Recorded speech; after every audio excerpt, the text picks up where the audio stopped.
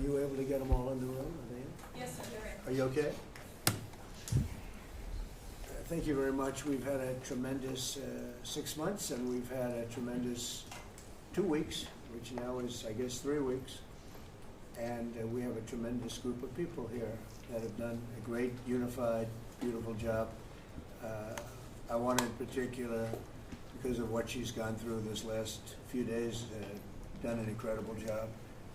As you know, Kristi, I'm going to ask you to say a few words about Texas. The first person there was the first person I saw on television was you, actually. And you've worked great with the governor, who's terrific. And you might want to tell a little bit about the trials and tribulations, but we appreciate the job that you and everybody have done. You had people there as fast as anybody's ever seen, so really appreciate it. We all do, and maybe you could say a few words. Sure. Well, thank you, Mr. President. I want to thank you for your leadership. Texas is strong, and the people of Texas are incredibly strong. They've gone through something that is absolutely horrific, and it is heartbreaking to watch these families suffer the way that they are. As soon as this flash flooding event happened, you know, the governor has activated his emergency responders. Nim Kidd is his emergency management director, who is incredible, and has immediately worked with the local first responders to get help to individuals and get them evacuated, put requests into me. We deployed, sir, right away, as you know, because you and I were talking a lot during this time, the Coast Guard. We also had some assets out of Customs and Border Protection. Our board TAC teams went in and helped with rescues and clearing debris so that we could get roads open and people get the help that they need. I think when I got there the most, sir, that day, as soon as I arrived on site, was getting a briefing from all the emergency responders, was just how unified they were in focusing on the fact that we're there to save lives. They were there to rescue people, find people who were still alive, and to reunify them with their family members. We as a federal government don't manage these disasters. The state does. We come in and support them, and that's exactly what we did here in this situation. FEMA went to an enhanced level immediately, but as soon as you signed the major disaster declaration, we were able to get them resources and dollars right away, just like you envisioned, through state block grants to help them with cleanup. And we're still there in presence, and FEMA's been deployed, and we're cutting through the paperwork of the old FEMA, streamlining it much like your vision of how FEMA should operate, and it's been a much better response to help these families get through this terrible situation. We still are looking for people. We're still looking for a lot of little girls and other family members that were camping along that river, and they will continue until they find every single person, and we will continue to help them and assist in that. I was surprised when I got there at the camp that day, right after this happened, the parents that were there, the parents that were looking for their children and picking up their daughter's stuffed animals out of the mud and finding their daughter's shoe that might be laying in the cabin, and just hugging and comforting people matters a lot. I'm extremely grateful for God's hand in that whole situation, because hundreds and hundreds and hundreds of people were saved. And this is a time for all of us in this country to remember that we were created to serve each other. God created us to take care of each other. And that when we do that, we are happier, we are more fulfilled, and we can walk alongside people on their worst day and help them get through it and come out the other side, knowing that we can continue to live a life that God has purposed for us. So they're grateful for you. Several times the day after the flooding, you and Melania were on the phone with me, and I want to thank you for that. That meant the world. I was able to tell many of those folks that I had been visiting with you, and that you had said, whatever they need, Kristi, let's deploy it and get it down there and be helpful. And on Sunday, when the families were waiting at a church to identify their children's bodies, Franklin Graham and I called in and prayed with the families and read some scripture with them, and he was incredible in making himself available to that as well. We'll be back down there in a couple of days and continue to do all we can. But this is an unprecedented event. It really is. There's been tragedies like this around the country, but everyone is unique in different situations. And the response the federal government had supporting the state through this, I'm proud of the people that stepped up and immediately came. The Coast Guard, when they came in, they had a difficult time even getting the aircraft in and landed. They had to try several times in the weather to get it in and deploy. And I think we've heard about, our one Coast Guard member that was responsible for saving over 165 people, but that entire crew did incredible work. And all the first responders there did incredible work. And I know people are getting tired now, but they're getting reinforcements and volunteers are showing up. And I just want to commend the governor and his team for being the leaders. And they're so thankful that you're letting them make the decisions and manage the response like it should be. And then us supporting them with the resources of the federal government. We've already deployed dollars to the state, much like the block grants that you've talked about. Right. So they're grateful for that, sir. There's never been a wave like this outside of the breaking of a dam. Because this was almost a wave that ended up being 30 feet high, more actually. Now with the dam you can understand it, but this approached almost with that speed. When you see a dam break, it's not a pretty sight. It wipes out everything, and this is the kind of thing that built up so fast. And it's happened 2 or 3 times before over the years, but not to this extent. But tell them when you met the father who was picking up the daughter's clothing. And I had walked through so the sad. cabin where all the little girls died, and I had kind of fallen apart in there, but I walked out of the cabin, and a gentleman was standing there, and he said, that man over there needs a hug. And so I walked over to him, and I hugged him, and I said, do you work here? And he said, no, my little girl was in that cabin. And he said, and I just found her best friend about an hour and a half ago. She had passed away. And he just fell apart. And so then we just hugged and talked for probably an hour about that. But then there was the grandpa was there looking for his granddaughter as well. There was a dad there of one of the counselors. The counselor was alive, but she was dealing with the fact that she had hung on to some of these girls and was trying to keep them out of the floodwaters and had gotten hit by something and had lost 2 of the girls and wasn't able to hang on to them and was going to live the rest of her life thinking about that moment when she wasn't able to hang on to these girls. But these parents were picking up their kids' belongings out of the mud and throughout the camp and putting them in bags. And then one of the dads said, I knew 50 of these girls here. So I knew that was her dress and my daughter's friend's dress. So he was picking it up and putting it in a bag to return to her parents. And so it was and then the director was there comforting everybody who had lost his father the night before too. And he was still there trying to facilitate all of these parents grieving their children and find them. So the strength of people is incredible. One of the things that I asked there that day was that they all have escorts or counselors when parents come in. So from that point, that when they came into the camp, that they have somebody with them when they're going and looking for their children's belongings or looking for their children. And so, very emotional, but also just so tragic.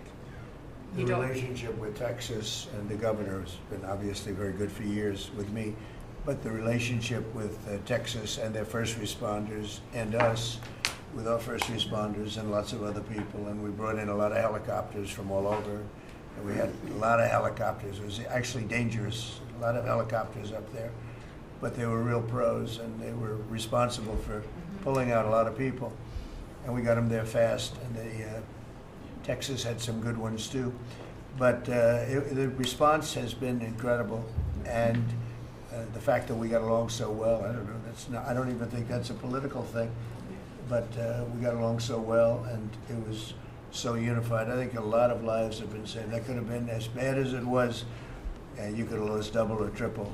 This thing was just really horrible. Well, congratulations on a great job, and appreciate it. I know you're going down. I'll be going down on Friday with First Lady, would be taking a trip, and we don't want to get in anyone's way because that's what happens. The president goes and everyone's around focused on. I don't want anyone to focus on us, but it's possible they could have somebody saved still.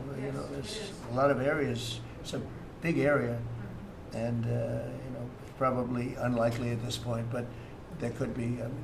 They're thinking there could be the possibility, but what a tragic situation. A good job, and we'll see you on Friday, and we'll finish out the day here. I think you've been reading a lot about, it's a terrible topic when you talk about financial after this, but we have a big country and we've been doing very well. The tariffs, as you know, are starting to come in at record levels. Tremendous amounts of money are coming in to our country. We never did that before. We're not used to it. We only have tariffs going out. We only adhere to the rules of other nations who charge us tremendous tariffs because we were led by stupid people or people without any business sense. And I'd like to ask God, you could maybe talk a little bit about how well we're doing with regard to the money coming in. And the big money will start coming in on August 1st. I think it was made clear today by the letters that were sent out yesterday and today. Go ahead, please. Yes, sir. We will have taken in about $100 billion in tariff income thus far this year, and that's with the tariff, the major tariff not having started till the second quarter. So we could expect that could be well over $300 billion by the end of the year. We don't agree with CBO scoring, but for those who do, the CBO scored tariff income over the next 10 years at $2.8 trillion, which we think is probably low. And sir, under your leadership, we're witnessing. And they gave us no credit during this last little, the great, big, beautiful bill. I always use the word great. I add that to it because it really is what it is. It's never been anything like it, actually. And I want to thank all the Republicans that voted for it. And I want to, scold the Democrats because they're voting for tax cuts. They're voting for no tax on tips, no tax on Social Security, no tax on overtime, and many, many other things far more important than that. Great health care, and frankly, every Democrat should lose their election because it was purely political vote. They were told not to vote for it. So think of it: we got 218 to 2, and then with the Senate we had 50 to 3. Democrats didn't vote at all, not one positive vote, with all of the good things in there. Economic development money, tremendous border money. Now you're loaded up on the border, and I don't think we're going to need so much of it because we had zero come in last month, so I'm not sure how much of it we want to spend. You may think about that. You may actually think about saving a lot of money because the wall's been largely built, and it obviously worked. But you may want to think about that. But so I think it's incredible when I watch the Democrats, and they have standard lines like they had Russia, Russia, Russia. They had the laptop from hell. It all came from Russia. They make things up and they go with it, and they feed it to you people in many cases. And they said, "Here's a line," and I hear the new line is death. Oh, it's death. Everyone's going to die. There's nothing to do with that. In fact, we're saving our country. Death is from allowing 25 million people into our country, of which 3 or 4 are stone cold, hard criminals. 11,888 are murderers, many of them committing more than one murder. That's death, and the Democrats did that. Joe Biden did that by allowing people to come in here just totally unchecked, unvetted, open borders, open borders. The whole world was dumped into our country from prisons, from gangs, from mental institutions. We have many people walking the streets, walking in areas that we don't know anything about, that came out of insane asylums. They released their insane asylum population into our country, and it's amazing the job that you and Tom Homan are doing, by the way, on that. But we have to get them out, and we have no choice. We have to get them out, and we are getting them out. And so, Pete, do you want to tell them about our great military and how well we did with respect to the bombers and the B-2? We had the pilots here 2 days ago, and they were incredible people. Go ahead. Yes, sir. Truly a historic mission It demonstrated the skill and courage of the United States military, from those B-2 pilots and families that we had a chance to meet, sir, to the fighter pilots, to the refuelers, to the maintainers, to the air defenders who defended the base. What was demonstrated on the world stage was American military might and capability. And it wasn't just Fordo and Esfahan and Natanz that took notice in Iran. It was the rest of the world, that we have a decisive commander-in-chief willing to use these capabilities, which are the best in the world. As the president pointed out, no one else could have done what America did there on that night, and everyone took notice of that. With the One Big Beautiful Bill, sir, we've got $150 billion additional to invest in Golden Dome and all the other weapons systems and stockpiles and shipbuilding priorities of yours.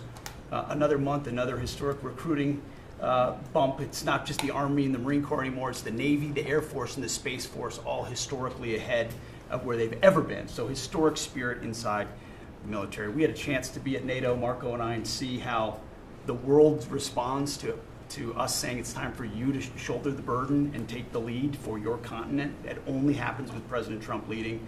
And we're proud to be a part of what's going on at the border, sir, with now a 4th national defense area where we're helping get to that number 0 and securing the border. But that mission, Operation Midnight Hammer, re-established deterrence. It reversed what happened in Afghanistan. You saw the debacle of what Biden allowed to happen in Afghanistan and what that did to our image.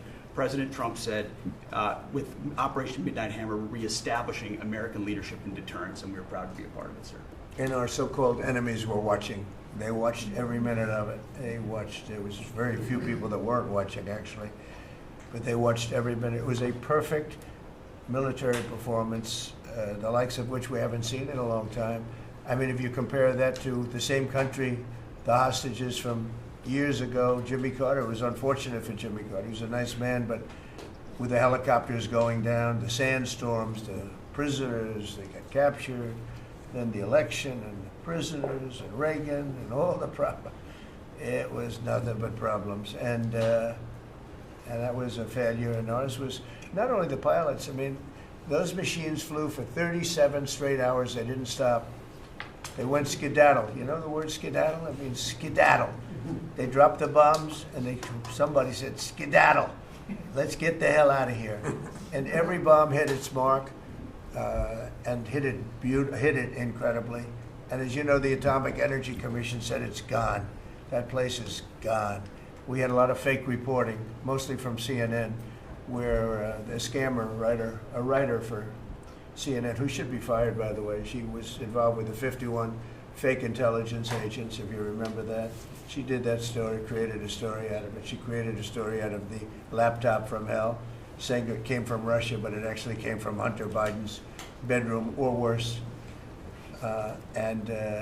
Just a scammer, and she's still at CNN, which is pretty amazing.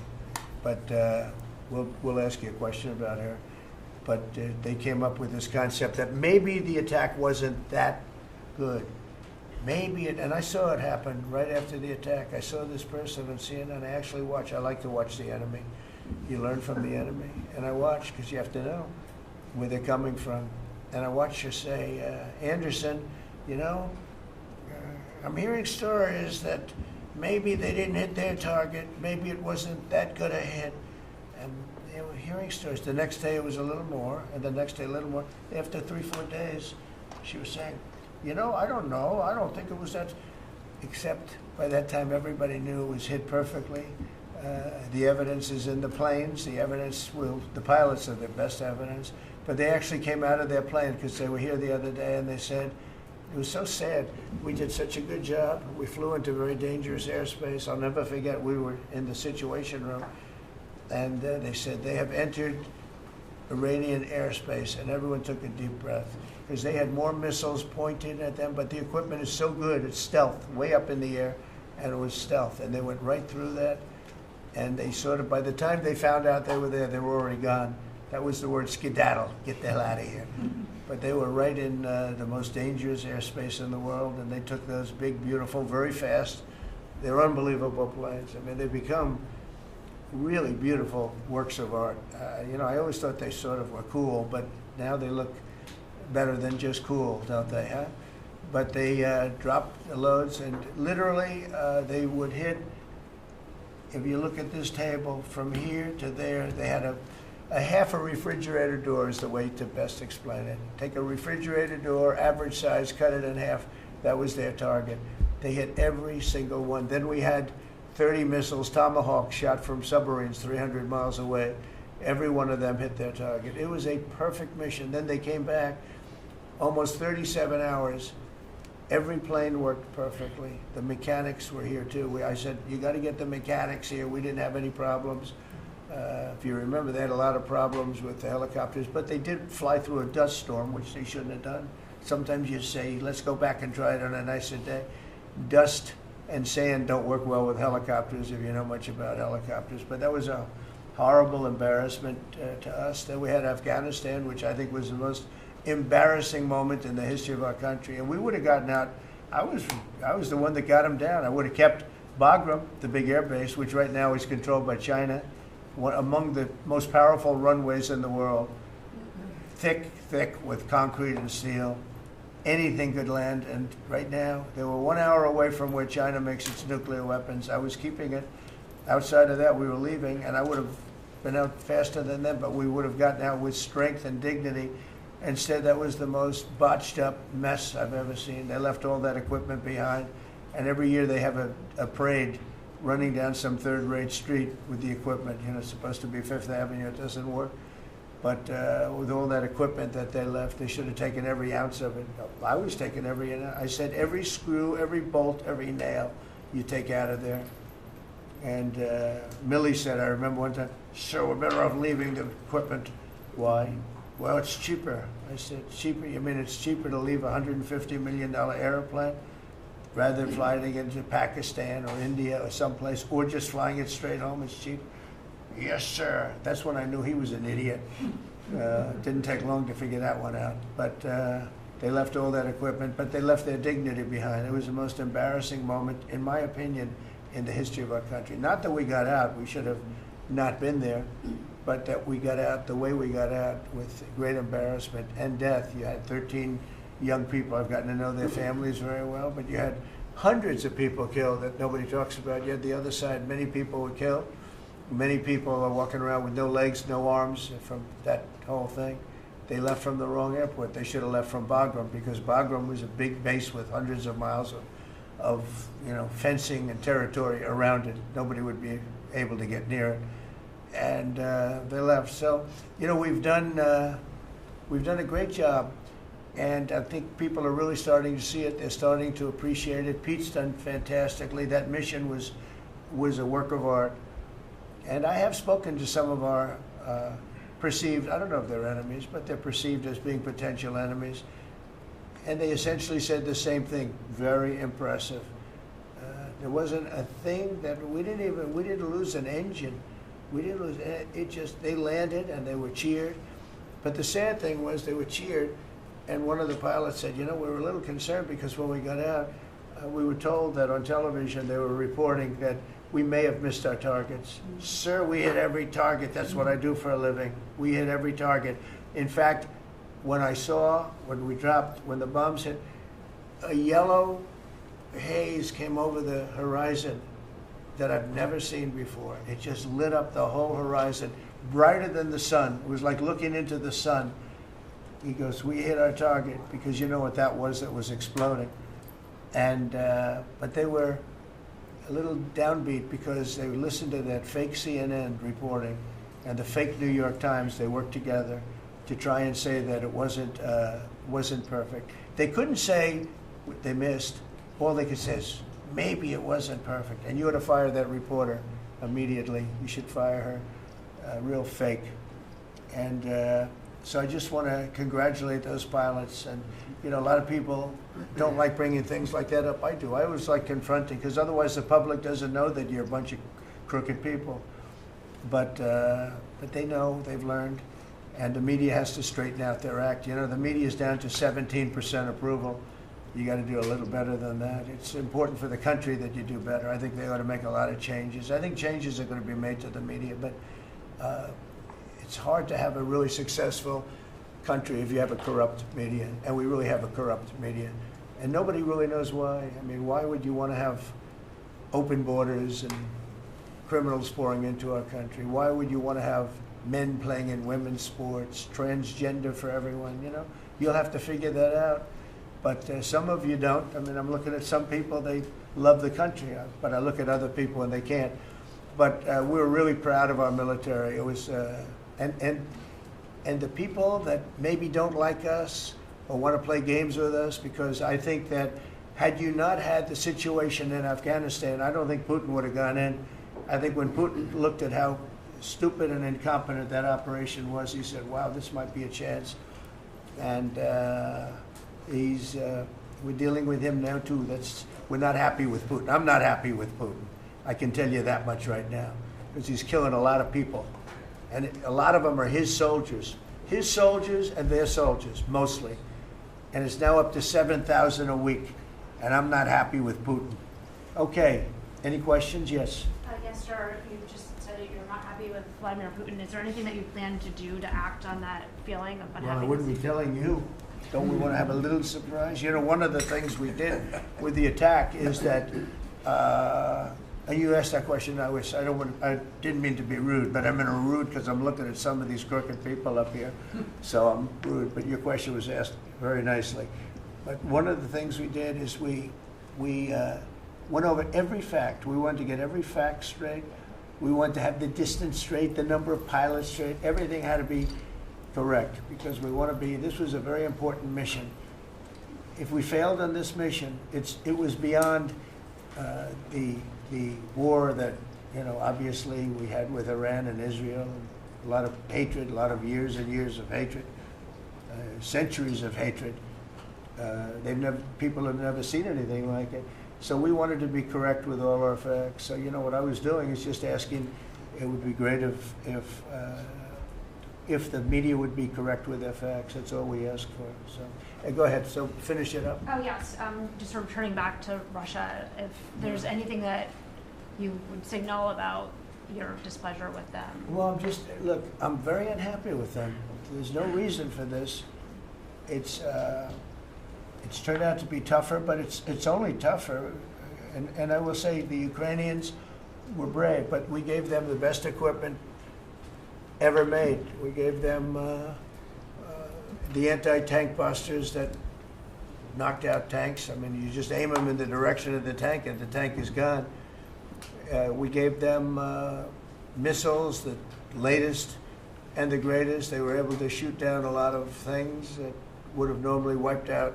You know, probably would have been a very quick war. It would have been a war that lasted 3-4 days, but they had the benefit of unbelievable equipment. And Europe gave them too. We gave them far more because Biden shouldn't have done that. He should have equalized. We should have given him the same, or we should have given actually less than Europe. It affects Europe much more than us, but we're in there for over $300 billion. Europe's in there for over $100 billion, but still, Europe gave a lot. And I will say this, the Ukrainians, whether you think it's unfair that we gave all that money or not, they were very brave because somebody had to operate that stuff. And a lot of people I know wouldn't be operating it. They wouldn't have the courage to do it. So they fought very bravely. But we gave them the best equipment in the world. We make the best military equipment by far. There's nobody close. You look at other equipment from other countries, it's not even close. That's why everybody wants to buy our equipment. And that's why we're going to step up these contractors now that make it, and they're brilliant, but they make it too slowly. And we have to step them up, Pete, and let them make it at a much higher rate. Unfortunately, we have to do that. But if you look at our Patriots, if you look at our Tomahawks, if you look at our, well, what we do with tanks is, you wouldn't want to be driving a tank. You would feel nice and secure, but they are javelins, they're called. And I gave them the javelins. Remember they said Trump gave the javelins and Obama gave them sheets, right? They called Obama at that time. Barack Hussein Obama, if you haven't heard, did a terrible job. But that was a war that should have never happened, and a lot of people are dying, and it should end. And I don't know, we get a lot of bullshit thrown at us by Putin, for you want to know the truth. He's very nice all the time, but it turns out to be meaningless. Do you want to sanction him? Lindsey Graham has a sanctions bill on Russia. Do you want him to move ahead I'm with looking that? at it, yeah, no, I'm looking. The Senate is passing and passed very, very tough sanctions. But yeah, I'm looking at And it. you'd sign that? It's an optional bill. It's totally at my option. They passed it totally at my option, and to terminate totally at my option. And I'm looking at it very strongly. Yesterday you said you want to see more weapons. Go ahead, please. The Council of Economic Advisors released a new report saying that imported goods have actually decreased in price from December I know, it's not through March. amazing. Well, my question is, With the tariffs. the Fed chairman keeps saying that tariffs are going to cause price increases. Are we Are the sure? prices just not Chairman passed of the through? Fed? Yes, exactly. Are the You prices, do a better job than him. are the prices just not passed through yet? No, I think what's happening is everything's evening out. You know, when we charge, see, what people don't understand, the other countries have been charged, almost every country charges us tariffs. We had deficits with everybody for years, for decades. And we were like this big monolith that made bad deals with everybody. We rebuilt South Korea, and we stayed there. It's okay, we rebuilt it, and we stayed there. And they pay us very little for the military. I got them to pay billions of dollars, and Biden then canceled it when he came in. You know, I said to South Korea, as an example, you know, we give you free military, essentially, very little. And I think you should pay us $10 billion a year. And they went crazy. But they agreed to 3. So I got 3 with a phone call. And I was satisfied. I said, but next year we have to talk. And then we had a rigged election, and we never got to talk. And you know what Biden did? They probably went to him and they said, listen, Trump treated us terribly, and we shouldn't be paying anything, and he cut it down to nothing. So that's what happens. It's ridiculous. That's the other thing. We're talking to countries about contributing to the military, not only just paying more in NATO, but contributing. You know, we have 45,000 soldiers in South Korea. We have 45,000 soldiers in Germany, 52,000 actually. And you know, that's a huge economic development for them. That's tremendous amount. That's like having a city.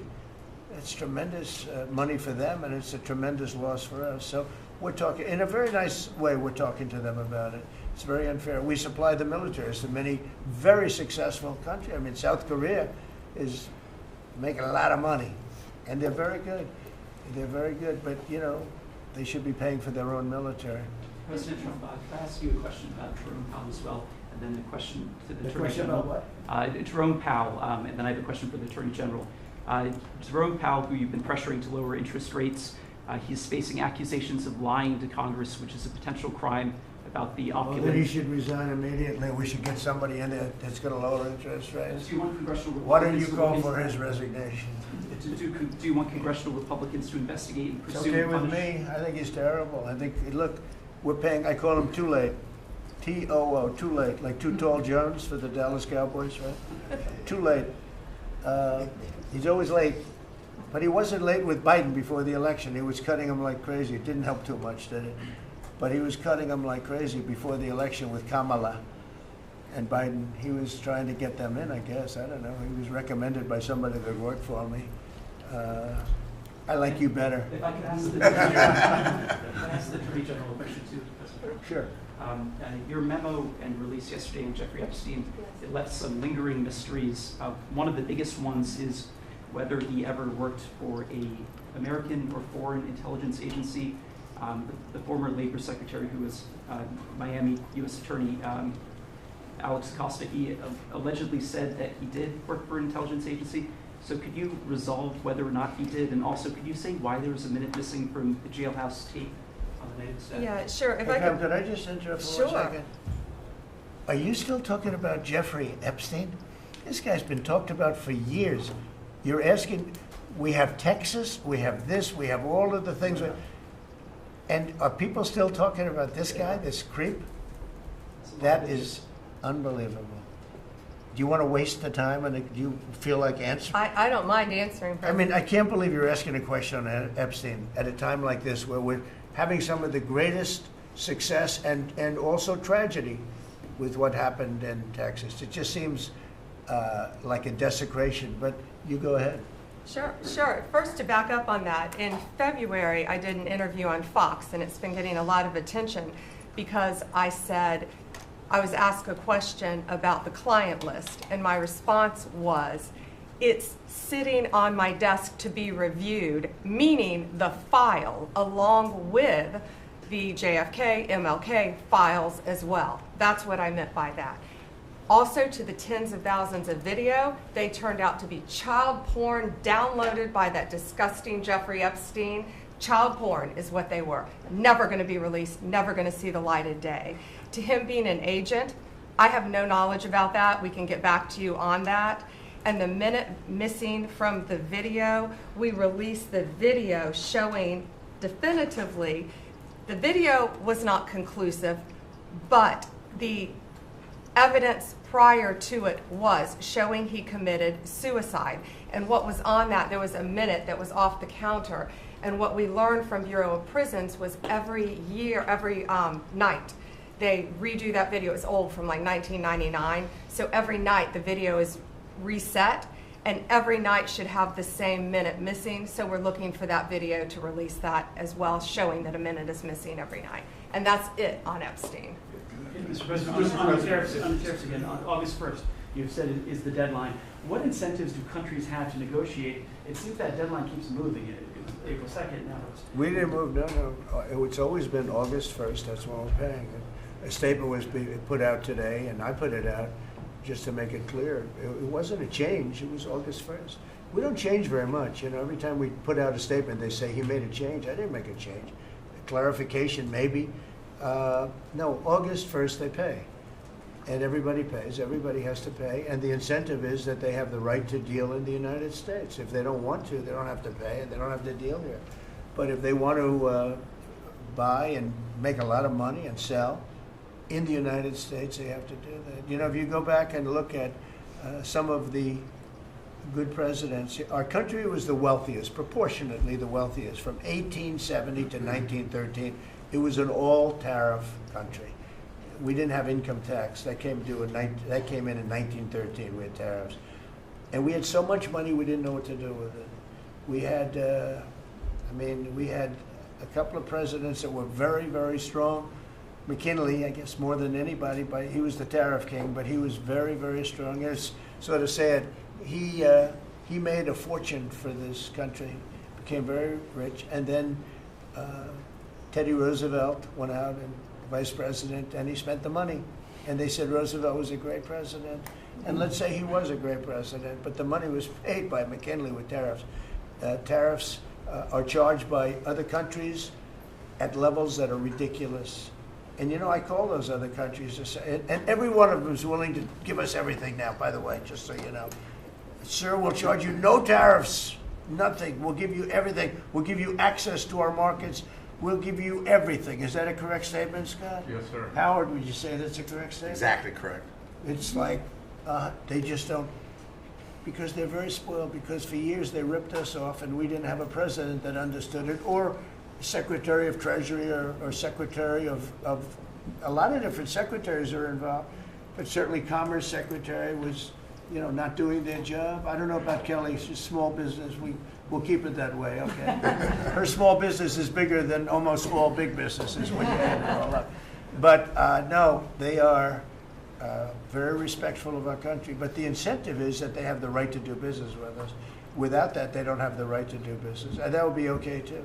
And with the flurry of deals, will we hear in the next 24 hours, will we hear a flurry of deals?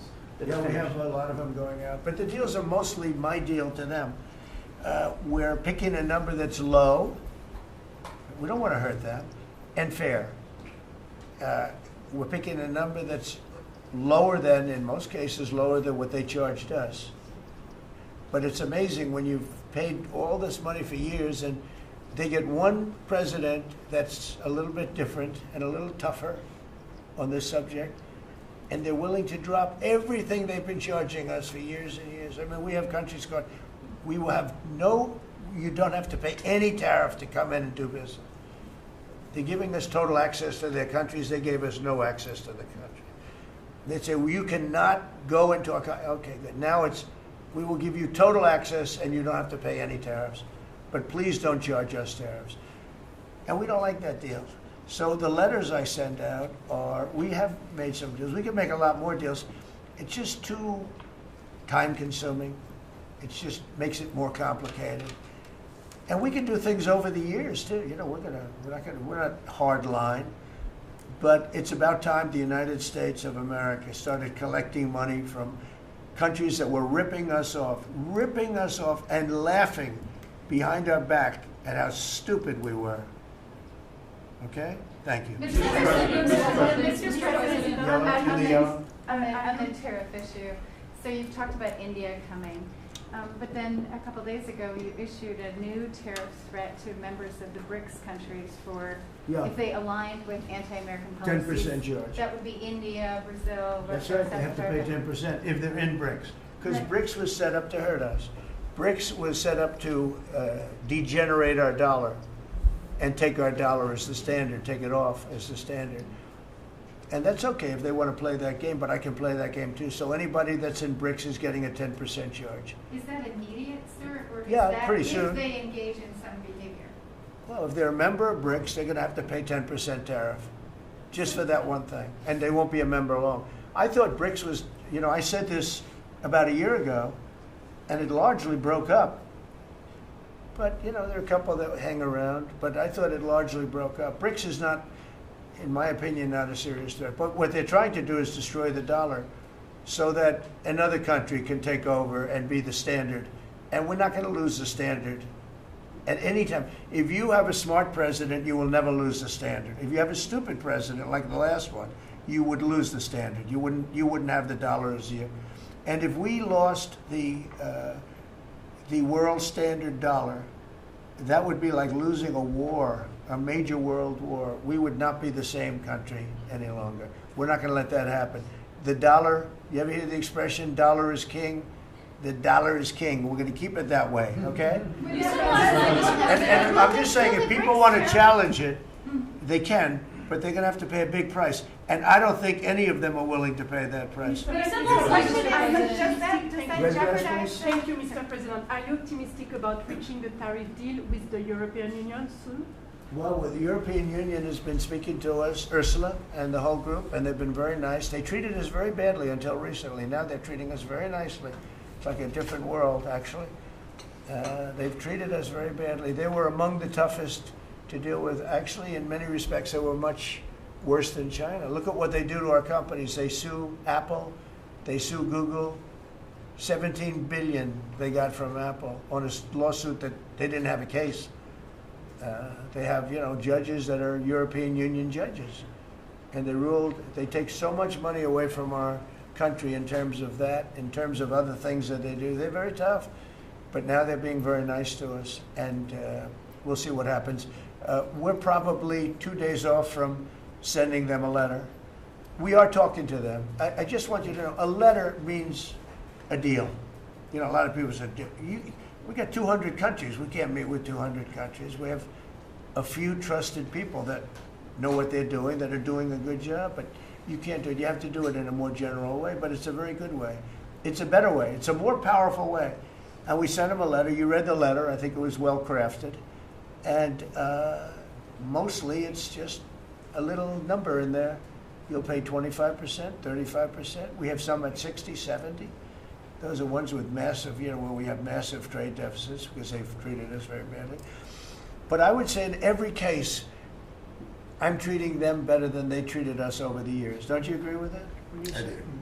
I do. I could have done much. I could have been much harsher. I don't want to do that. We want to have relationships, but in every case, they treated us far worse than I'm treating them. I'm treating them very good. I could go higher with the tariffs, but I don't want to hurt them. That's why when you just read it, you come up with the number. It's so incredible that prices are actually going down. Just so you know, when I got in, everyone said, eggs are going through the roof. That was I was in for about 4 days, and they started screaming at me about eggs. They said, that's Biden's problem. I didn't know about eggs. But eggs went up about 5 times. You did a fantastic job. And we ended up shortly getting, in fact, for Easter, they said, go out and buy plastic eggs. You can't use real eggs. Well, we bought 200,000 eggs for the White House for the Easter egg hunt that we have at the White House, and there were eggs. We had the price down, and now the price is lower than it was before. We did a good job with eggs, but we did a good job with groceries. Our prices are down in this country. A big part of it's oil. The oil, you had a couple of places last week. You had $1.99 for oil, for gasoline. nobody thought they'd see that. I want to get it lower if I can, but we've done a good job. You've done a very good job. Do you want to say a couple of words about that, you and Chris, about what's happening with energy? Well, absolutely, but I would say on the pricing side, President Trump, the fact that you've endorsed and supported a policy of energy dominance, that sends a signal to the market that we're going to have more supply. You talked during the campaign about inflation being a country buster. You've broken the back of inflation in 6 months, among all the other things you've accomplished. We have no inflation. And we've got, and then heading into the 4th of July, these were the lowest gas prices at the pump in 4 years. And again, for Americans, this is like hundreds of billions of dollars that stay in their pockets because we lowered the price of gas at the pump. But when we lower the price of energy, it lowers the price of food. It lowers the price of the clothes you wear. It's the biggest thing. It's the biggest thing. It's like a big tax cut.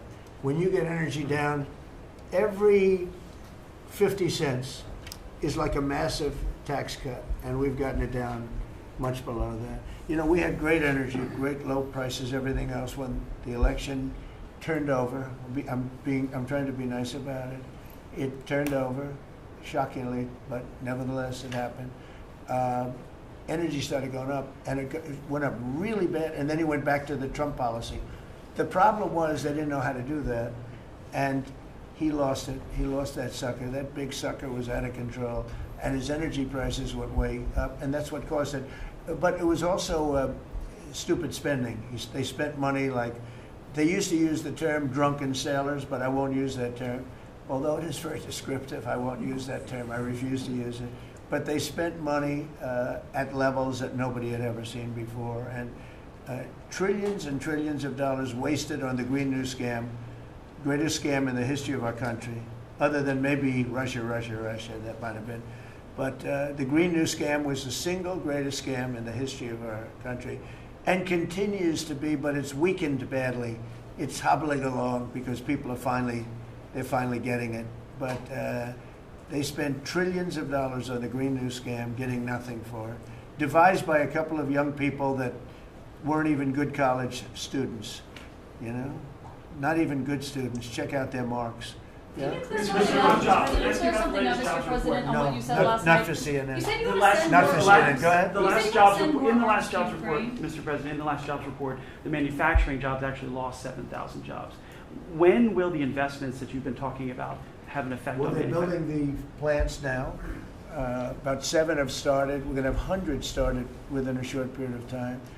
Lee Zeldin, who may be the most important man in this room, I'm sorry, but he's the one that gets the permits, whereas he's the one that has to get the permits for the plants and the factories, and permits that used to take 5 years, he's getting in record-setting times.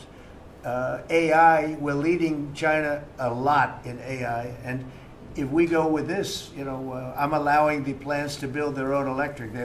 I'm allowing them to become an electric utility, so they can produce their own electricity, because we need double to be successful with AI, which is the biggest thing now. We need double the electricity that we have, which is hard to believe. We need even more than that. And they're building plants with their own electricity substations. They don't have to use the grid. And anything they build extra, they're putting into the grid. So we're supplying the grid with brand new electric sources. And you know, it's funny, when they came to see me, they never even asked for that. I told them about it. The reason they didn't, they thought that was an impossibility. You're not allowed to build your own electric. These are massive investments that are being made in building electricity for their plants. And they're going to have, I think, Doug, a lot of electricity left over. And that electricity is going to be passed into the grid and give us no more, you know, like you look at California. They have blackouts and brownouts every week. They're totally out of control. They have a really incompetent governor. Where's Chris? Is he here? Do you want to speak to the subject? Yeah, I think a huge thing in the One Big Beautiful Bill, Mr. President, because of your leadership, is the ending of these subsidies, as you call them, the Green New Scam. That saves our country $500 billion over the next 10 years. But American taxpayers were paying twice. They're paying that money, $500 billion in the subsidies, and they were paying more expensive electricity price. If you subsidize something, you should at least lower the cost of it. But in this case, we were subsidizing something and paying more for it. So the One Big Beautiful Bill had two huge things: ending wasteful spending, Wind, solar, and batteries combined are 3% of U.S. total primary energy. 3% for $1 trillion, another $500 billion coming. That's just not a good investment, hurting our businesses, hurting our consumers. And the one big beautiful bill also unshackled oil, gas, and coal development in the United States, onshore and offshore. Secretary Burgum has been working tirelessly on how, by getting the government out of the way, private businesses will develop more resources in the United States, lowering costs for American consumers and making much better leverage for the United States to help our allies abroad and reduce the power of our adversaries abroad. So just a huge win on the energy front all around, and I thank you for your leadership. We're setting records now on energy, and there'll be nothing compared to what they'll be in about a year from now, but we're setting records. And wind is a very expensive form of energy. It's very bad for your beautiful surroundings, the plains and the valleys, and the birds are dying all over the place. You know, the whole thing is a disaster. They're almost exclusively made in China. Not that I have anything against China, because I don't have a great relationship with President Xi, but I asked him, how many wind farms do you have? He makes them, but they don't have a lot of wind farms, I'll tell you, very, very few. And wind is tremendously expensive and is very ugly. And if you own a house that's inside of a windmill, your house is worth less than half. And you hear noises. And interestingly, in New England, you probably read, where for 50 years they had 2 wells washed up, 50 years. And last summer, they had 14 washed up. Now, I'm not saying that's the wind farm that was built, but maybe it is, right? Probably is. It's tremendously expensive, and it can only be done with subsidy. You know, I know a man that's in that business, and one of the biggest in the world actually runs a company that builds these stupid windmills. And he said, I hate the business because it's the only energy where you need subsidy. He said, energy shouldn't need subsidy. You should make money with energy. So wind. The other one is the solar, those big solar fields. They're taking our farmland. Our farmers are like mortified by it. They hate it. It's very, very inefficient and very ugly too. You know, probably better than a windmill, but you go around and you see all these things that are 3 miles long by 3 miles wide, and you say, what the hell is that? And it's a lot of plastic from China. It's plastic, black plastic from China. Now, we want to be smart. We're going with, look, China right now is building 58 coal-fired plants, 58 big ones. They have 62 on the books to build. We've reintroduced clean, beautiful coal, because you know you can do a lot with coal now. Clean, beautiful coal, and natural gas, and all of the other things that we have. But we don't want wind, and we don't want solar, because they're a blight on our country. They hurt our country very badly, and smart countries don't use it. Solar sounds good, I will say, and I like, on occasion, you'll see a roof which is made of solar brick, but it's a smaller use. We need the kind of thing that's going to fire up our plants, and it's not going to be wind, you know, that is very intermittent, as you probably know. But they've spent a fortune. They've spent trillions of dollars on this stuff. And I'll just give you one other story. A friend of mine is a very successful guy. He went back to see his mother in Minnesota. Hadn't seen her in a long time. And he wasn't back for 10 years, which isn't a nice story. I mean, you don't see your mother for 10 years. She's got some difficulties, which I know the guy, he does have some difficulties. He's very successful, but probably not the nicest person. It was actually longer than 10 years, but he went back and he told me he wanted to go and look at the valley. There's a valley in Minnesota that he thought was so beautiful. And I hadn't seen it in a long time. He's driving along the road. He said, oh my, I'll use the word gosh, oh my gosh. He said, oh, he said it looked like a junkyard. You had 159 windmills. They were all over the place. Some were old, some were newer, different companies, different shapes, different sizes, different colors. Many of them were terminated. Terminated meaning closed. You can't take them down because the environmentalists don't let you bury the blades because they're made out of a fiber they say is bad for the earth. So they want you to put them up, but they don't let you take them down. But many of them were turned off. He said it looked like a junkyard. Go to Palm Springs, California, and take a look at that pile of junk. And you go into a wealthy neighborhood. Before you get there, you have to ride through hundreds of windmills that are, most of them are turned off, they're rotting, they're rusting, they're 30 years old, 20 years old, and they have a very short life. You know, those windmills have a very short life, especially the ones that are in the nice salty Atlantic Ocean and Pacific Ocean, where the salt just gets under that steel and decimates it. No, it's a horrible, horrible thing for our country. And I speak out. It would be nice to say wind, because it sounds so good, doesn't it, Doug? Wind, wind. But it's not. It's these ugly machines, and they're all made. You got to see. Some are a little taller, a little shorter. They're made by different companies. They have different stocks. They have different blades. They have different everything. It is so horrible. And if you look at smart countries, they don't use it. Smart countries don't use it. And we're now a smart country. We're not we're a brilliant country. We're not smart. We're brilliant now. We're going to be a brilliant country. We have to be, because we have to catch up for some really stupid people that did a bad job. Yes, Brian? Yes, Mr. President, I've got a quick comment, some feedback as a native Texan, someone that I grew up bringing my kids to a camp very near the affected camp now. Thank you on behalf of Texas. I've gotten hundreds of messages that want to thank. It's, if you're in the cabinet room, you can tell the president and his team, on behalf of Texans, thank you so much for the quick response and the loving, the hugs. I saw that you gave. Two quick questions. I saw a Palestinian senator. His name is Schumer. He's a great Palestinian. No, he's a Palestinian. He's become a Palestinian. He's abandoned the Jews. But I saw him say, it's Trump's fault. Yeah, that's right. It's Trump's fault. He was actually, do you ever see John Lovett's The Liar? Where he goes, yeah, I went to Harvard. That's right. This was Schumer. He goes, yeah, it's Trump's fault. That's right, it's Trump. I actually saw that stupid guy try and blame it on me, and I said, man, that's a tough one to take.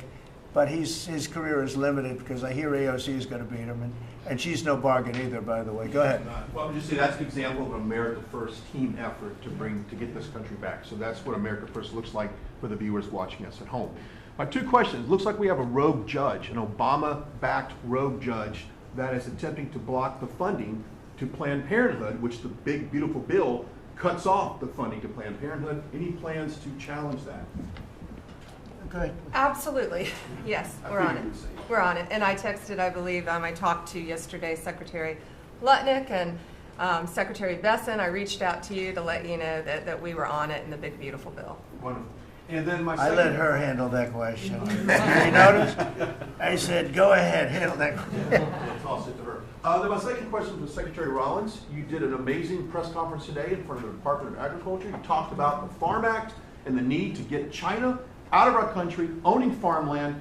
For the viewers at home that might have missed that, can you recap what that means to national security to make sure we can grow our own food? Well, thank you, Brian, sir, if you don't mind. Yes, this morning Secretary Hegseth, Secretary Noem, and Attorney General Bondi and I had a press conference at the USDA. I just happened to have a chart in case it came up, but obviously the Chinese owning of farmland in our country is a massive national security issue. And for the media, you can see the yellow is where all of the farms have been purchased over the last number of years, and the red is around all of the military bases where that farmland has been purchased. So this is a massive national security issue. The press conference this morning included 3 of our greatest governors as well, Sarah Sanders from Arkansas, Jim Pillen from Nebraska, and Bill Lee from Tennessee. The states have begun taking a leadership role to ban the purchasing of China farmland. Obviously, Congress needs to step up and catch up, and we're going to be working alongside of them as well. We had some of our members, great members of Congress there, but it is time. And I think that this morning was symbolic of many things. The first, of this administration working every day to effectuate President Trump's leadership and unequivocal support of America First. But second, just how close we are as a cabinet. I don't know in any other administration that you'd have 4 cabinet members at the USDA on a Tuesday morning when it's about 110 degrees outside with the sun beating down on us talking about Sir, Your Vision. So I think it was a great day. It was just the start. There's an executive order coming and some other things coming behind that. But protecting America's farms isn't just about protecting our farmers. It's also about national security. So that's what we discussed this morning. I do want to say that I think we have had a really good relationship with China lately, and we're getting along with them very well. They've been very fair on our trade deal, honestly, and I hope we're going to have a great relationship. It's a big, strong, powerful country. We're more powerful than they are. We have much better military equipment than they do, but we are getting along with them very well. I'm getting along with President Xi very well. We speak often. And with all of that being said, and I understand what you're saying, but I think we're getting along with China very well. Mr. President, you are sending more weapons to Ukraine, as you said last night. Last week, the Pentagon paused some shipments of weapons to Ukraine. Did you approve of that pause? We wanted to put defensive weapons because Putin is not, treating human beings right. He's killing too many people. So we're sending some defensive weapons to Ukraine, and I've approved that. So who ordered the pause last week? I don't know. What did you tell me? I think that's a question for the Go Pentagon. ahead. Mr. Yeah. President, on immigration, the Secretary, the Agriculture Secretary, did say this morning that undocumented workers would not be covered by any amnesty who are working on farms. You had said maybe that the ISA folks won't go after those folks on farms. So which is it? There's no amnesty. What we're doing is we're getting rid of criminals, but we are doing a work program. Do you want to explain that, please? Yeah, this morning we talked about, of course, this was a top of mind question. This morning we talked about protecting the farmers and the farmland, but obviously this president's vision of no amnesty, mass deportation continues, but in a strategic way, and then ensuring that our farmers have the labor that they need. Secretary Chavez-DeRimmer has been a leader on this. Obviously, this comes out of the Labor Department, but moving toward automation, ensuring that our farmers have that workforce, and moving toward an American workforce. So all of the We've got above. to give the farmers the people they need, but we're not talking amnesty. Lori, do you want to say something about Yeah, thank you, Mr. President. On this, thank you, Secretary Rollins, how important this is never to displace the American worker.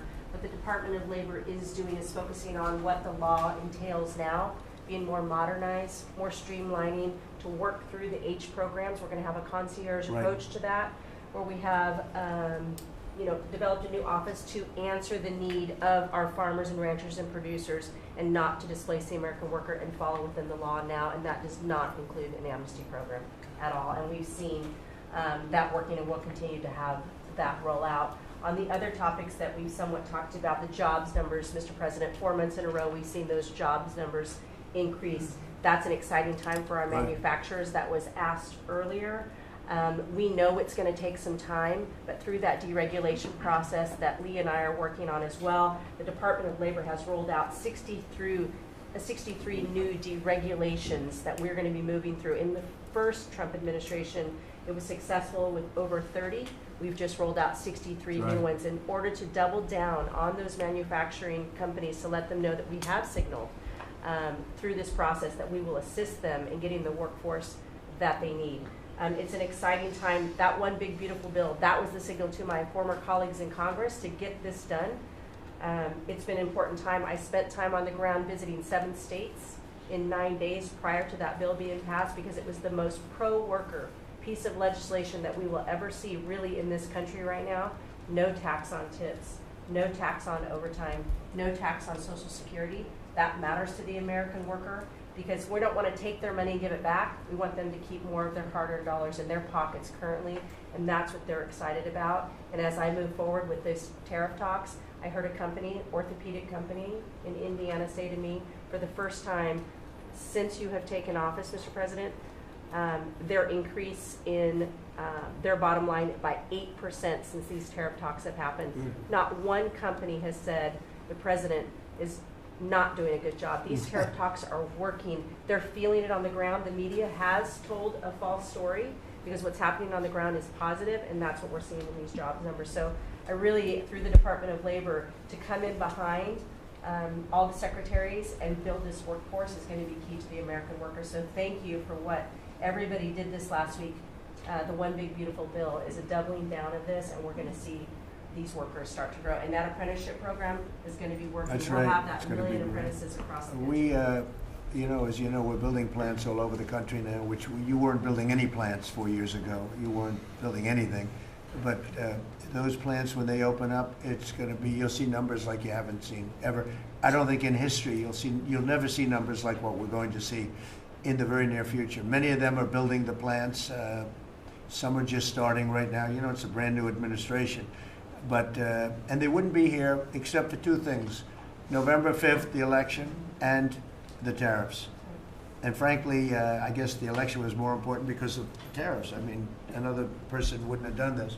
But they're coming in because of the tariffs. They have to, they're not going to pay 25, 30, 40, 50%, 70, and 100%. And we'll be announcing something very soon on pharmaceuticals. We're going to give people about a year and a half to come in, and after that they're going to be tariffed if they have to bring the pharmaceuticals into the country, the drugs and other things into the country. They're going to be tariffed at a very, very high rate, like 200%. We'll give them a certain period of time to get their act together. But they were all here now. They all left. They went to other places because we allowed, people that sat in this room allowed it to happen. And I don't allow it to happen. The people in this room don't allow it to happen. So we're going to be announcing pharmaceuticals, chips, and various couple of other things, you know, big ones. We did steel, as you know, they're 50%. We did aluminum, 50%. Lumber just came out. Why don't you announce copper? And we did cars. And now, today we're doing copper. Copper, what would that tariff be on? The section tariff? I believe the tariff on copper, we're going to make it 50%. 50%. Any breakthroughs in See, I'm glad he Gaza? didn't question it. Just Any sort of said, I just sort of thought, what would that be? A quick one. I didn't have much time, but he agreed with me. That's why he's Howard. Any breakthroughs on Gaza with the Prime Minister, and there's reports that you're meeting with Netanyahu again tonight. Is that Yeah, accurate? I am. He's going to come over again tonight. We're talking about Gaza, mostly Gaza right now. It's he's been very unfairly treated. I think what they've done to him in Israel is very unfair, having to do with this trial. You know, he's a wartime prime minister, had an unbelievable outcome, and I think he's been treated very unfairly. But he's coming over later. We're going to be talking about, I would say, almost exclusively Gaza. We got to get that solved. Gaza is a tragic. It's a tragedy. It's a tragedy.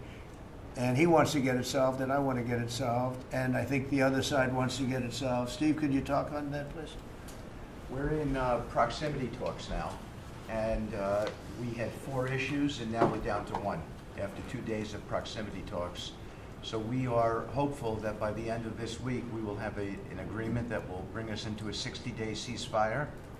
10 live hostages will be released.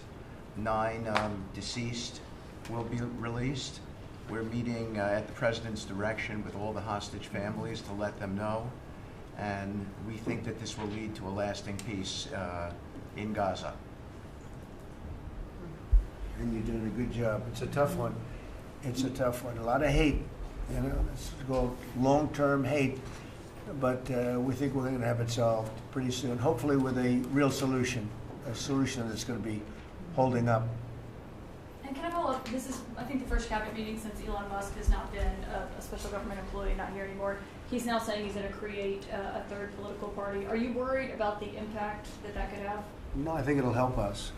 It'll probably help. Third parties have always been good for me. I don't know about Republicans, but for me.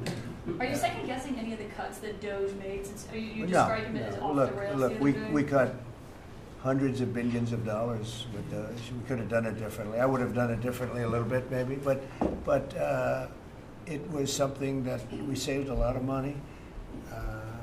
You can always second guess. I guess some of the people in this room maybe would have done it slightly differently, and some would have done it exactly the way it was done.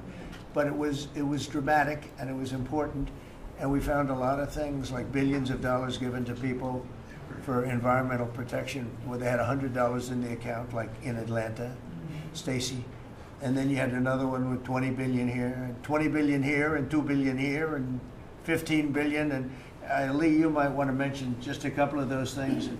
We really got because of Doge. At the Trump EPA, the One Big Beautiful Bill was filled with many big beautiful wins for the taxpayer. It delivered a sledgehammer to the Green New Scam. Billions of dollars rescinded. So it's a big deal for the American taxpayer who sees money go through pass-throughs, that are filled with self-dealing and conflicts of interest. They see unqualified recipients. They see reduced agency oversight, and they want accountability with their tax dollars, and they got it. In the example of the Stacey Abrams connected NGO, they received $100 in 2023. They got $2 billion in 2024. They had to complete training on how to develop a budget that was put into their grant agreement. They, out of nowhere, started paying a CEO $800,000, a COO $450,000, 22 people making over 150 grand. Out of nowhere, this is tax dollars. So money go through pastors, through other pastors, through other pastors, and we lose oversight over it. And you see that it's going to former Biden officials, it's going to former Obama officials, it's going to Democratic donors. And we're not here saying we want to take money from a left-wing NGO and give it to a right-wing NGO. We want to give it back to the taxpayer. This is about us being good stewards of American tax dollars without any apology or regret. That's why President Trump was elected last November, because there are a whole lot of people who maybe they hadn't voted Republican in a long time. Maybe they didn't even vote for President Trump the first time around in 2016, but they're regretting that vote from 2016 and they were making it right in 2024. So the One Big Beautiful Bill gave us the tools to rescind billions of dollars more. We're seeing hundreds of thousands of dollars that'll get wasted per electric vehicle as an example of this money that was going through it. They gave $50 million to a group called Climate Justice Alliance. They say that climate justice runs through a free Palestine. The Biden EPA gave $50 million to a group that says that climate justice runs through a free Palestine. We say that if you're going to spend $1 in the name of remediating an environmental issue, then spend the dollar on remediating an environmental issue. We say that we can protect the environment and grow the economy. We want to help grow more baseload power in this country. So why is it that it took this long for this team to get assembled, to be able to fix the mess that we inherited? But gosh, we love showing up at our jobs every single day, first thing in the morning, because all day long we get things done for the American taxpayer. And Congress did its part last week by passing the One Big Beautiful Bill to deliver this accountability and to cut off the Green New scam. So maybe it's a bad day for Stacey Abrams. Maybe it's a bad day for all those well-connected Democrats getting paid off. But you know what? God bless America. Because at the end of the day, President Trump is here, J.D. Vance is here, and the greatest cabinet ever assembled to deliver that much-needed and highly demanded accountability. Mr. President, That was a very good answer.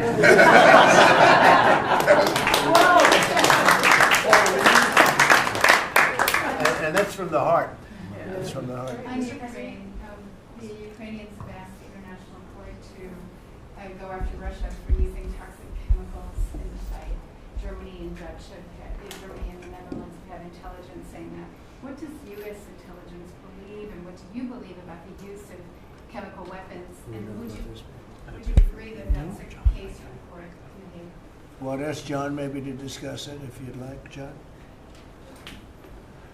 Well, Mr. President, obviously chemical weapons, if it's documented and its use, it's illegal. It's against all international laws of armed conflict and treaties. And obviously I can't share in this room with this audience the intelligence that I can share with you privately, but obviously you're not going to stand or allow for any violations of international law by anyone. That's right. Thank you. Could I ask Sean to Department of Transportation, Sean Duffy, former great congressman, very popular, decided to go out and make a couple of bucks. He made a lot. Then he got bored with that, though. He likes serving people better, the people.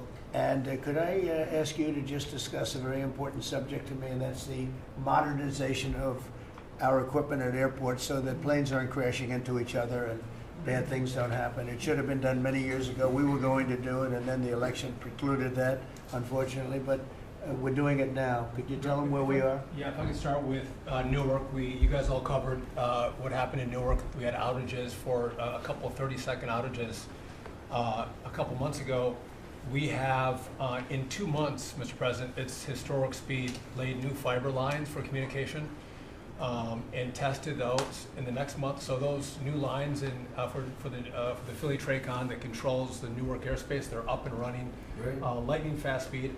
June was the most on-time June ever in the history of Newark for air travel. So that's going incredibly well. By the way, we shouldn't have dealt with this because Joe Biden and Pete Buttigieg had moved the center from New York to Philadelphia. They didn't test the lines. They didn't do the work, which is what brought us all these problems. But in the big beautiful bill, we got $12.5 billion. This is a historic investment in air traffic control. And so what the money is going to allow us to do is move from copper to fiber all over the country. So new copper lines. We think we can do that in a year and a half to 2 years. We have radar that dates back to the 1950s, some of it from the 60s and 70s. We get brand new radar across the country as well. We have some infrastructure money to build TRACONs and centers, the en route centers that control the traffic across the country. So this is a massive new start to rebuild air traffic control. And again, this is dilapidated. Americans think that their government takes care of them and makes the investments that are necessary to make the country work. And for 30, 40 years, the investments weren't made. And so under your leadership and direction, we are making those investments. And per your direction, right now we are interviewing what we could call a general contractor or an integrator. One company to manage. It's a massive project. The FAA is not qualified to manage this kind of a project. So we are now going through the process of finding who that one company will be to manage the whole project. We'll interview those companies together and make that selection. So we'll write one big beautiful check to one beautiful company that'll be responsible for this whole build. But if I just make one last point, this is not enough money. We're going to need more. But this is a massive new start. The biggest investment. We'll need some more money on top of it, but a great start from the big beautiful. It's a starter. It was very important to us. And just to cover that, there have been accidents, and my pilots, I would often hear them say, "Oh, good," and they would use a different system, a different country to land in New York. They'd use the radar and other things from a different country. I said, "What's that?" He says, "Oh, our system is so bad." And I knew that. We were all set to start, and Buttigieg came in, and what they did was so crazy because they hooked it copper into fiber, into steel, they had all different systems. They had hundreds and hundreds of contractors, different contractors for different airports. They spent billions of dollars, and they made the system worse because you can't hook copper into fiber. That doesn't work that way. You just can't do it. It's not doable, but they tried to do it. Didn't work out too well. And in the end, it was just a complete disaster. We want to have one great company. Now, Raytheon's going to bid, IBM's going to bid. We have 5 or 6 bidders that really are good and do this stuff. And we want one, because I know about overruns. I look at the railroad out in California, headed up by one of the worst governors in our country, who I used to get along with actually, but he's just, when you lose 25,000 houses and you would have had your cities burned down. If we didn't step in, Los Angeles would have been burned to the ground. But you look at that, and I said, I really know how to build, and you got to have one guy, one contractor, one great one, whether it's IBM or Raytheon is good, but you have 4 or 5 that are really, really great, and they're all bidding against each other. But you don't want to have one doing the wire and one doing the digging and one doing the demolition and then they're all saying they all blame each other because they're saying they were late and therefore you have to pay me millions of dollars more money. I know the system so well, and we're going to have a great company do the whole thing.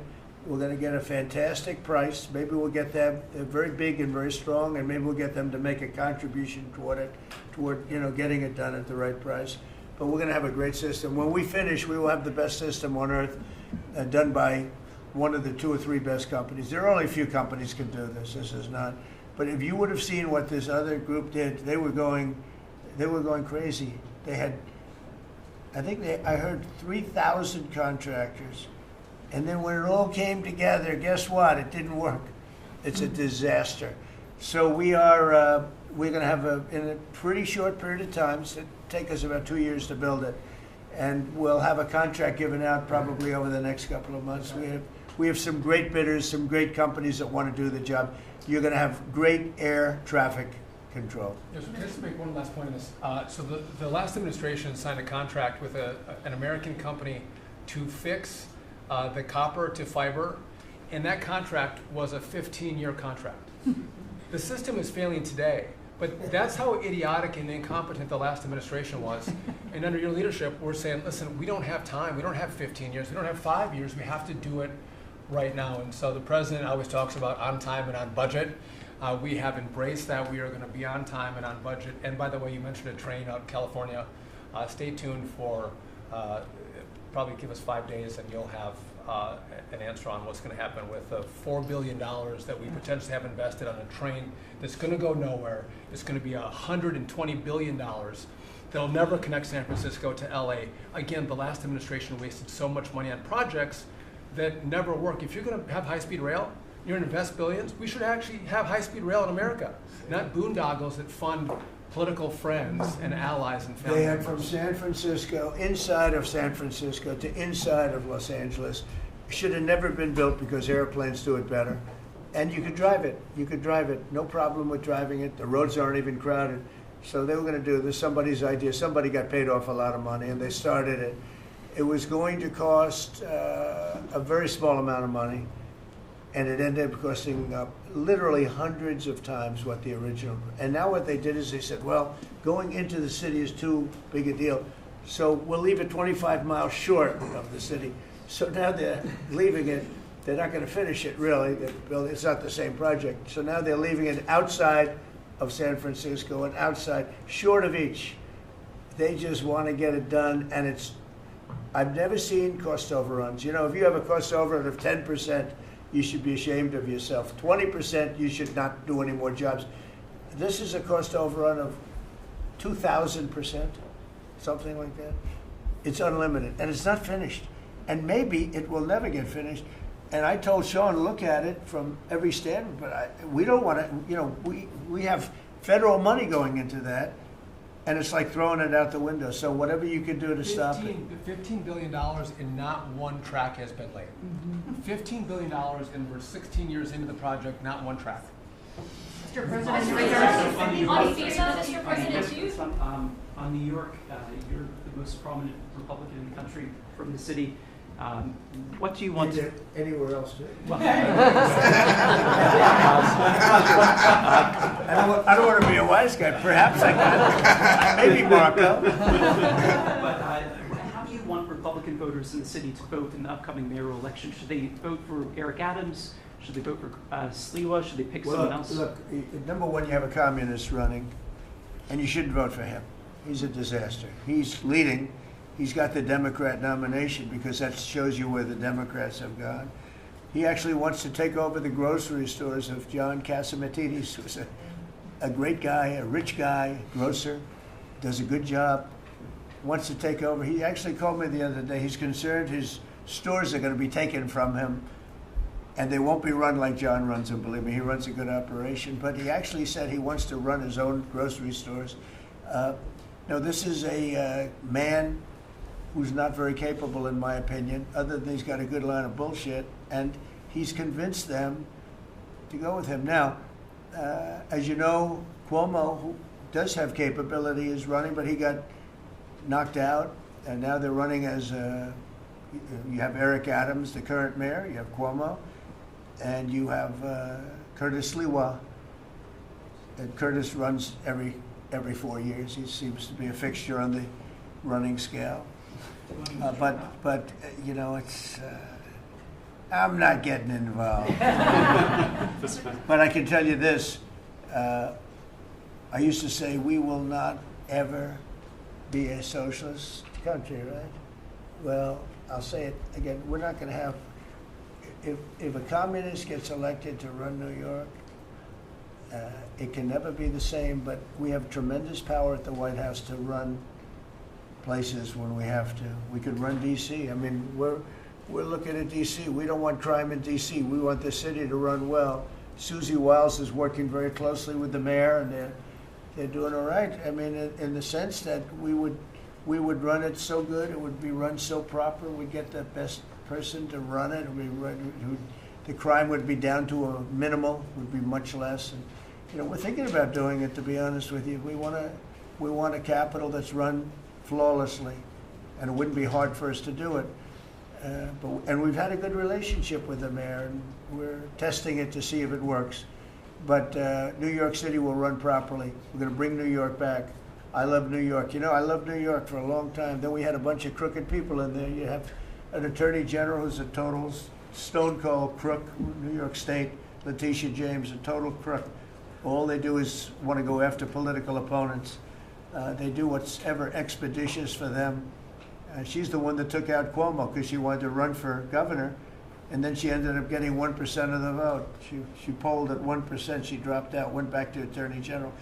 You have a lot of crooked things going on in New York. We're going to straighten out New York. Maybe we're going to have to straighten it out from Washington. But when I see a communist who has actually gotten a Democrat, pretty much gotten the Democrat nomination, they also went to that new form of voting, which is a beauty. You go in there in third place, you come out in first. That's that form of voting that they have gone to. You know what I'm talking about. It's not too good. We're going to do something for New York. I can't tell you what yet, but we're going to make New York great again also. We're going to make it great again with the country. What we've done in this country in the last 6 months, nobody has ever seen it. And I told the story, the King of Saudi Arabia, I was over there. They gave us $5.1 trillion between Saudi Arabia and UAE, Qatar. 3 stops, $5.1 trillion coming into our country as an investment, biggest investment ever made. And it's all going to good stuff. I mean, all real big, good stuff. Energy projects, big, big things. But they all 3 told me essentially the same thing. We thought your country was dead, and now you've got the hottest country in the world. We're right now riding the hottest country. We all, and you can all be proud of it. We're in the hottest country. This is the hottest country in the world. There's nobody close. Made hotter by some great pilots and great machines that nobody else has. Those great, big, beautiful machines, they rode those machines right into the toughest territory, and nobody knew what the hell happened. And then they hit their targets perfectly, and it was complete and total obliteration. And that's why that war ended, Steve. They told me that's why the war ended. The war ended when they saw that, it was over. And we're very proud of it. But we have the hottest country in the world right now, from a country that was close to dead. And if I didn't win, if you would have had the other person win, we all know who she is, whether it was she or Biden, they're the same. He may have been more competent than her, and that's hard to believe, right? But if you had that ideology in, I don't believe you would have had a country anymore. I think you would have had a country that was broken up. But we had a dead country. Now we have the hottest country in the world, and everybody knows it, and everybody said it. Mr. Vice President, do you have anything to say? Well, thank you, Mr. President. I just want to say that I'm very proud of the whole team. I think everybody has worked together. You see Pete and Marco and Steve working on some of the diplomacy, Kristi and Pam working on the border. We just have a really, really solid team, and we've done a lot of good work. And in particular, I want to congratulate the White House staff led by the President on getting the One Big Beautiful Bill passed. Yeah. I was personally skeptical. Sorry, I never told you this, but I was skeptical we'd be able to get that thing done by July 4th. We did it because we worked together and we worked very well. So it's an honor to be a part of it, but I'm really proud of you guys for doing a great job. The beautiful thing about it, it had something for everyone. That's right. Most people said it had to be broken into 7 bills. It's so big. The problem was that some of those 7 have nothing for anyone, but they had to be done for the country. You know, sometimes you have to do things for the country that aren't necessarily popular. We had a couple of them, and that wouldn't have worked. So the One Big Beautiful Bill, many people said it could never be approved. Too big, too everything. Is too much. But it had something very big and very important for everyone, and it's great for the country. And remember, the Democrats have come up with a false narrative, you know, just whatever. It's just a line that they send to everybody and that they print. I think in the case of this, it's death, death. Everyone's going to die. I heard that. Everyone's going to do just the opposite. Everyone's going to live. What we're doing is saving our country and making it much bigger, better, and stronger than it ever was. I'd like to ask, Marco's been doing such a great job. Do you have anything to say?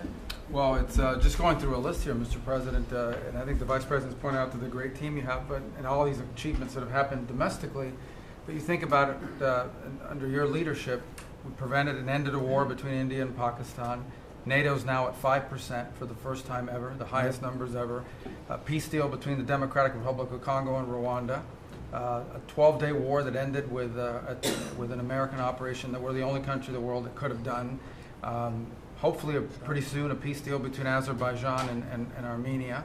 The entire Middle East and the infrastructure of it has the potential now to change because of Syria and Lebanon, and it hasn't even been 6 months. Sure. It hasn't even been 6 months, so it's a great testament to your leadership in this. Well, thank you very much, and you've done a fantastic job.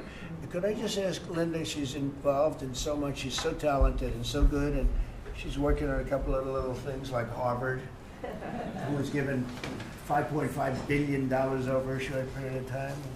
We caught him on that one, it's crazy, but you're working on so much, you want to bring education back to the States. How are you doing? Well, absolutely, and thank you for the opportunity. I think on the big, beautiful bill, what we saw, was school choice, that's finally on a national basis at the state level, but there are opportunities now for scholarships, more and more of them for kids who are in failing schools. It's going to be a big turnaround. I think one of the biggest accomplishments we had over the past week was the University of Pennsylvania with the Title IX ruling that Leah Thomas was stripped of her title. Riley Gaines and Paula Scanlon and other women who have stood, so strong against men and women's sports. And when you put out the executive order, that just solidified it and gave them the opportunity. So those are a couple of really, really big wins, and thank you for that opportunity. And how are you doing with Columbia and Harvard? We're negotiating hard. I think we're getting close to having that happen. It's not wrapped up as fast as I wanted to, but we're getting there. Okay, good. And you've done a fantastic job. Thank you very much. It's been a good team. Yep. Team You have a great team. around this table, a lot of people have helped with that. That's right. Thank you very much. Maybe just in closing, we spent a lot of time, effort, very little money on this room. This is called the Cabinet Room. It's been here for a long time. And it had some pictures that were not many of them and not very good ones. And I actually spent time in the vaults. The vaults are where we have a lot of great pictures and artwork. And I picked it all myself. I'm very proud of it. That's Andrew Jackson, great Andrew Jackson. That's a gentleman named, and we call him President Polk. He was sort of a real estate guy. He was, people don't realize he was he was a one-termer, but he was a very good president. And I'm not sure I should be doing this, he actually gave us the state of California. He was the one. He was the one.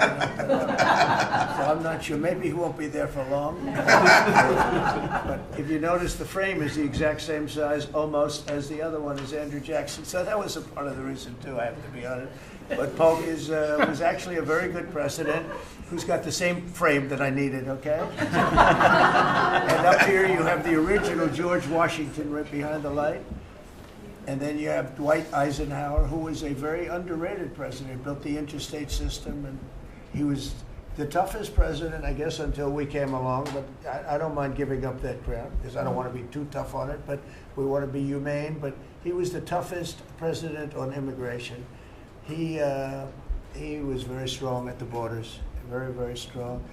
And sometimes you can be too strong. He was strong at the borders, and during a certain period of time, they were so strong that almost every farmer in California went bankrupt. And we have to remember that. We have to work together, and we have to remember that. But he was a very good president, and a very good general, and a very good president, and I thought he deserved a position somewhere on this floor.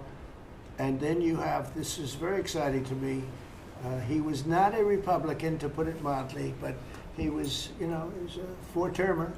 He was Franklin Delano Roosevelt. And if you notice, there were a lot of ramps outside. We have ramp, people say it's an unusual place for a ramp. It was because of him. He was wheelchair bound, but he was an amazing man.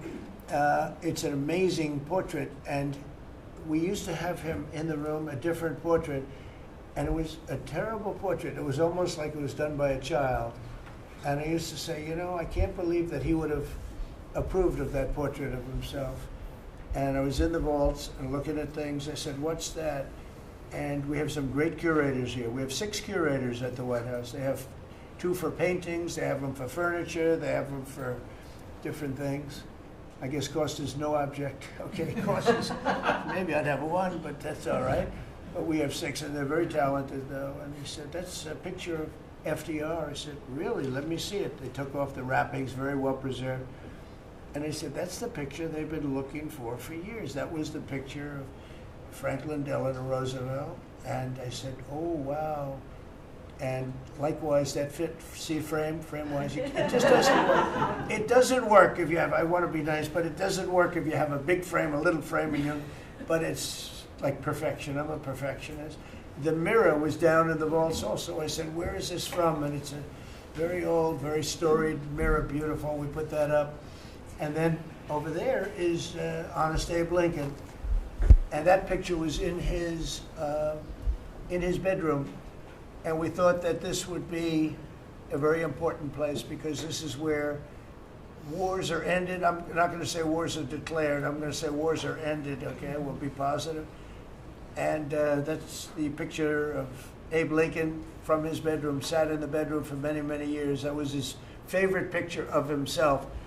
And the Lincoln bedroom is very famous. You remember when Bill Clinton had it and he rented it out to people. Okay? We don't do that. But it's an incredible room. And we took that picture from his bedroom. That's Abe Lincoln. And then over here you have John Adams, and it's they were the first occupants of the White House, 1800.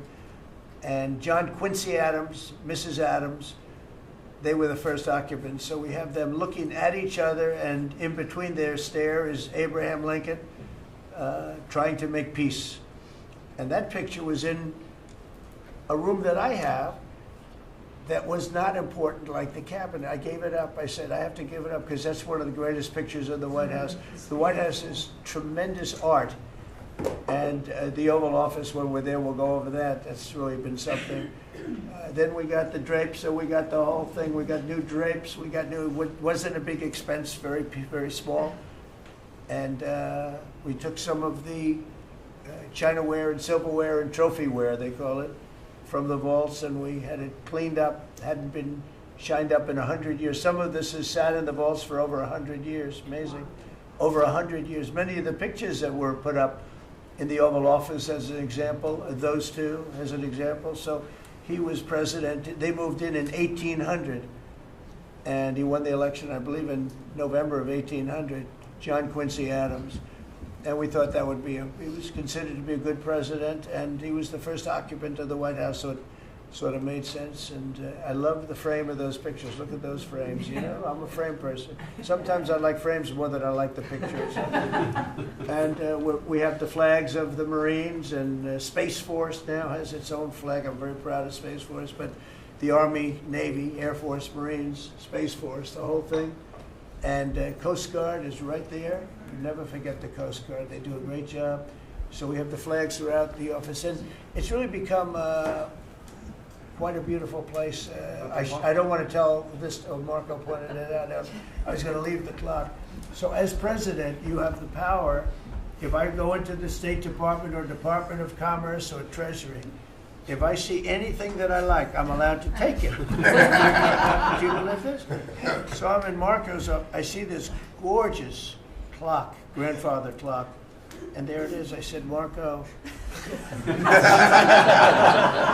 know about it. I had to read him the rule and regulation. I said, Marco, I love this clock. Look at it. It's beautiful. He said, what clock? I said, the clock that's in the other room is incredible, and nobody gets to see it there. Marco, I tried to talk him into it first, and it sort of worked, and then I had to use a little more. I said, I'd love to take that clock out and put it in the cabinet room. He said, no, are you serious? I said, Marco, I have the right to do it, Marco. And he said, all right, what the hell? So that's his contribution to the cabinet room. But it's, by the way, it's an incredible clock. And, you know, it's an important room. So you may see it again. Maybe we'll move it back someday. Anyway, so that's pretty much it. But it really is great. Here we put out, you know, these lamps have been very important, actually, whether people love them or not. But if you see pictures like Pearl Harbor and Tora Tora Tora, you see movies about the White House where wars are being discussed. Oftentimes they'll show those lamps or something like those lamps, something that looks like them, probably not the reals, because I don't think they were allowed to. This is a very important room. This is a sacred room. And I don't think they made movies from here. You never know what they do. But they were missing medallions. See the medallions on top? They had a chain going into the ceiling. And I said, you can't do that. You have to have a medallion. They said, what's a medallion? I said, I'll show you. And we got some beautiful medallions. And you see them. They were put up there. It makes the lamps look better. So we did these changes. And, you know, when you think of it, the cost was almost nothing. We also painted the room a nice color, beige color. And it's been really something.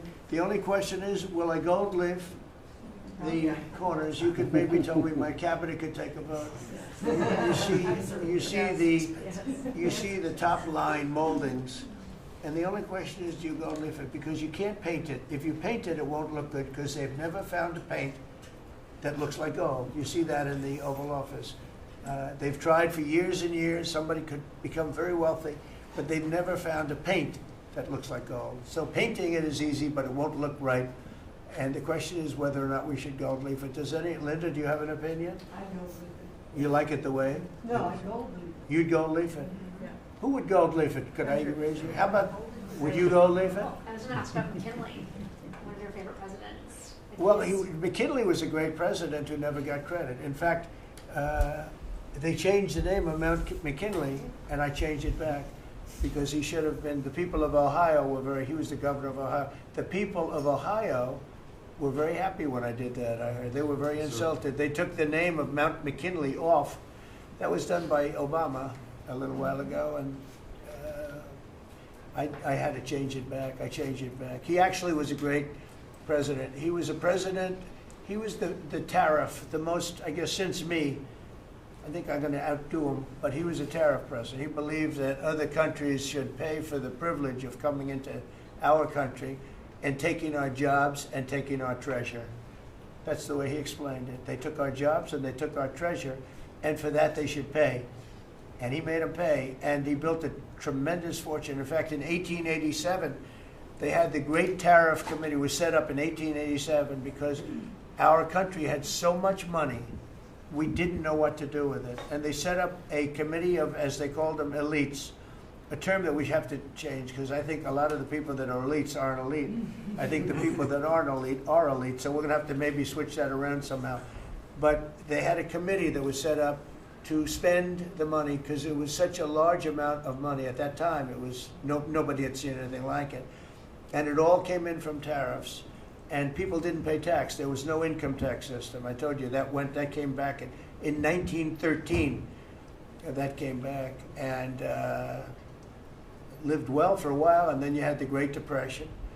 And then later they tried to bring back tariffs, but the whole thing was, this was after the Depression. That was one of the great misconceptions. Is people like to say, "Oh, but it was during the." No, the country had a Great Depression, and then after the Depression, long after it started, they brought back tariffs to see if they could save it, but it took them really 25 years. When you say about 25 years to get out of the Great Depression, a lot of people don't understand that. But I thought it would be interesting for you to get a little view of this room. This is a very important room, very powerful room, great room. And we've done similar, but even beyond this, in the Oval Office. We brought back pictures of some of the great presidents. Many of them were in the vaults for over 100 years. Originals all, beautiful, beautiful things. And rather than sitting in a vault downstairs for 128 years, I thought we should display that, and we did that, I think, in a really good way. We've gotten very high marks. But it's interesting. People walk into that room and they look around the room. They don't even want to talk to me. They could look at it for hours. It's funny when people come into the Oval Office. It's such an incredible. It's a sacred place. When people come into the Oval from the biggest people in the world, presidents, prime ministers, kings, Queens, one case at least, Queens, and the biggest business people in the world, they walk into that office and they always say there's no place like this in the whole world in terms of the power. I mean, it's beautiful and all, but there are other beautiful offices. You have businessmen that have offices that are, you know, full floors of office buildings, floor-to-ceiling glass, and they walk in there and they say, there's no place like this anywhere in the world. There's no place. And, you know, it's what it represents maybe more than the physicality of the room itself. So it's an honor to have you all, media. It's an honor to have you. I just want to say we have a fantastic cabinet. Every one of them is a star in my book. And if they're not, I'll let you know about it. I don't know. I'll throw them to the wolves. I'll throw them to the wolves in 2 seconds, because our country comes first, right? But I just want to thank you all for being here. It's been a lot of fun. Thank you very much, everybody. Thank you. Thank you, press, everybody. Thank you, press. Thank you, press. Thank you, press. Thank you, press. I'll tell you some other time. Thank you. Thank you guys for moving. Yeah, I will. Are we talking about next week or next? I'm going to go. I'll be going to the game. Yeah, I'm going to deliver it. They have it in my office. You're right. You're giving it up?